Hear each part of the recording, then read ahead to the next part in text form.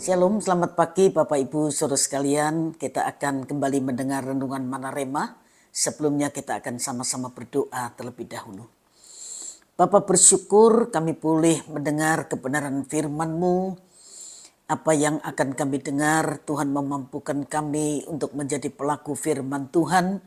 Urapi hamba-Mu dan urapi kami semua yang mendengar kebenaran ini. Dalam nama Tuhan Yesus kami sudah berdoa. Haleluya. Amin.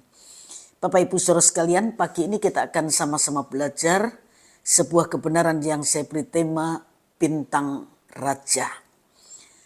Matius pasal 2 ayat 1 sampai ayat yang ke-11 ya. Matius 2 1 sampai 11 saya baca.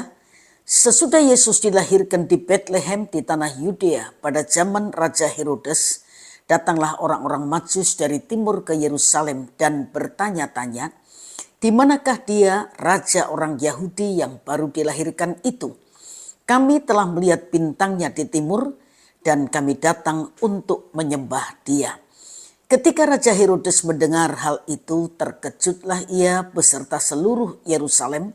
Maka dikumpulkannyalah semua imam kepala dan ahli Taurat bangsa Yahudi, lalu dimintanya keterangan dari mereka di mana Mesias akan dilahirkan.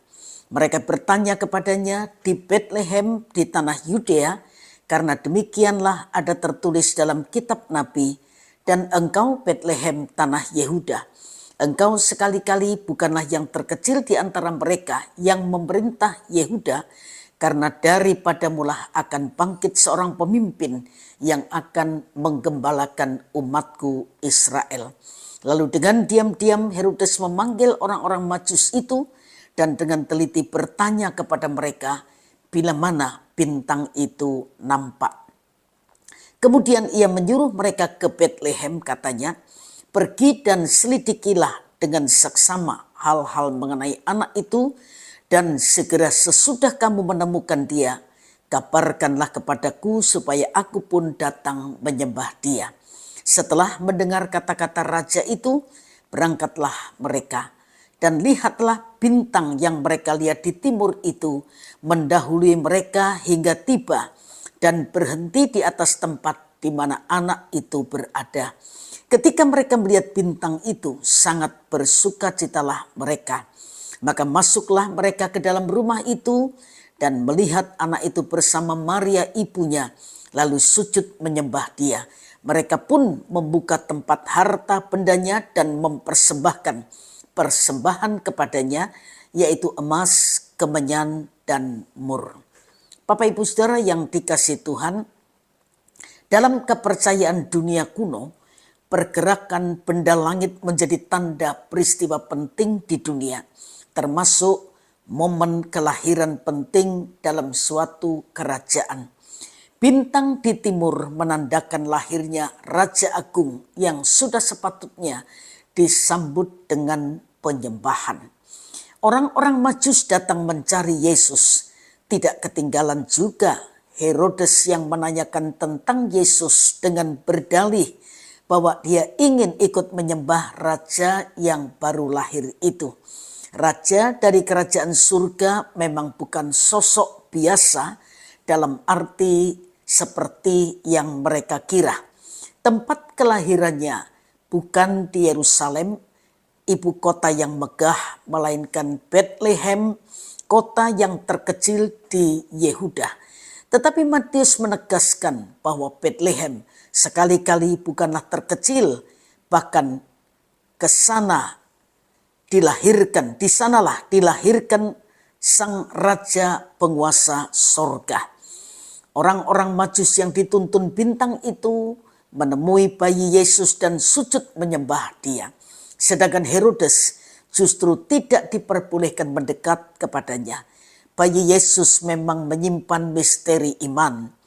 Bintang di langit walaupun sangat terang tidak otomatis dipandang sebagai karya Allah. Bagi Herodes, bintang yang bersinar terlalu terang adalah tanda bahaya. Baginya bayi Yesus bukan raja untuk disembah, melainkan saingan untuk dimusnahkan sebelum terlambat. Maria dan orang Majus tampaknya sudah terlatih untuk memandang dengan mata iman. Sinar bintang di langit tampak sebagai karya Allah.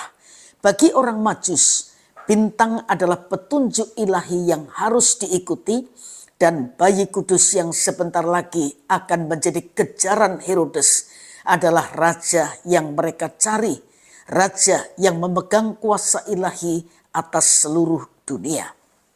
Pada malam itu para Majus, ahli perbintangan yang tersohor, tersungkur di hadapan bayi Yesus. Sedangkan para imam, kepala, dan ahli Taurat yang mengkhususkan hidupnya untuk mempelajari firman Tuhan dan tahu tentang nubuat kelahiran Mesias justru tidak datang. Nah, bagaimana dengan saudara dan saya? Setelah kita mengerti Tuhan Yesus yang lahir menjadi raja di atas segala raja, apakah kita juga menyembahnya dan menjadikan juru selamat itu raja yang berdaulat atas hidup kita? Menyembah bukan hanya dengan pujian, bukan hanya dengan perkataan, tapi menyembah dengan perbuatan kita. Tuhan menolong kita semua dengan berjalannya waktu. Usia jasmani kita bertambah. Biar pengenalan kita akan Tuhan juga bertambah. Dan kedewasaan rohani kita juga bertambah. Tuhan memberkati Bapak Ibu Saudara sekalian. Dan mari kita sama-sama berdoa. Bapa mengucap syukur kalau kami diingatkan Engkau lahir bukan sebagai bayi yang lemah, tapi Engkau adalah raja di atas segala raja yang satu kali akan menghakimi kami semua yang ada di dalam dunia ini. Tuhan tolong kami, biar ini menolong kami untuk sungguh-sungguh menyerahkan diri kami pada kedaulatan Tuhan dan tetap hidup takut akan Tuhan. Karena ada pertanggungjawaban selama kami hidup dalam dunia ini. Meteraikan firman-Mu, hamba berdoa terjemahkan lebih lagi kepada setiap pribadi yang mendengar. Dan biar Roh-Mu yang kudus memampukan kami untuk melakukan kebenaran firman-Mu. Terima kasih Tuhan, berkat-Mu menyertai setiap kami sehingga apapun yang kami kerjakan, Tuhan yang membuat jadi berhasil. Dalam nama Tuhan Yesus Kristus kami sudah berdoa. Haleluya. Amin.